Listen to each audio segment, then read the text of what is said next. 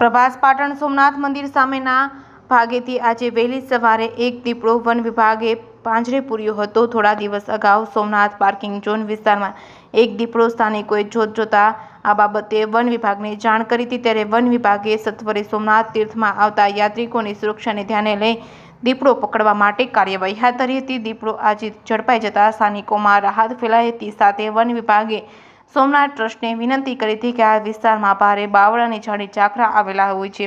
જો સોમનાથ ટ્રસ્ટ દ્વારા ઝાડી ઝાકરા દૂર કરાય તો દીપડાનો રહેણાંક કાયમ માટે દૂર કરી શકાય અને અહીં આવતા યાત્રિકો કોઈ પણ સંકોચ વગર આ દીપડાના ત્રાસમાંથી મુક્ત થઈ શકે।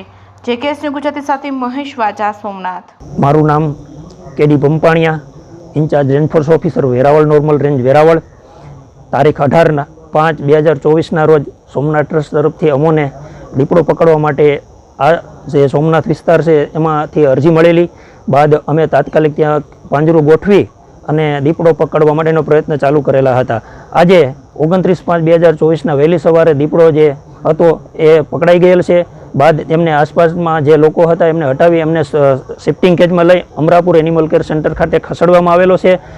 તથા આસપાસનો જે વિસ્તાર હોય ઝાડી ઝાકડાવાળો વિસ્તાર હોય, જેથી હું સોમનાથ ટ્રસ્ટને વિનંતી કરું છું કે આ વિસ્તારને સાફ સફાઈ કરી અને દીપડાના રહેઠાણને કાયમી માટે નાશ કરે, જેથી કરીને ભવિષ્યમાં વારંવાર દીપડો આવતો હોય એ આવવાની પ્રક્રિયા અથવા તો તેમની જે રહેઠાણની જે છે એમને નાશ થઈ જાય તો ભવિષ્યમાં આ દીપડો અહીં આવવાની શક્યતાઓ ઘટી જશે। તેમજ આસપાસના વિસ્તારમાં શું કહેવાય દીપડો હવે કોઈ અહીંયા નજીકમાં ન હોય, જેથી આસપાસના વિસ્તારને અમે સુરક્ષિત જાહેર કરીએ છીએ।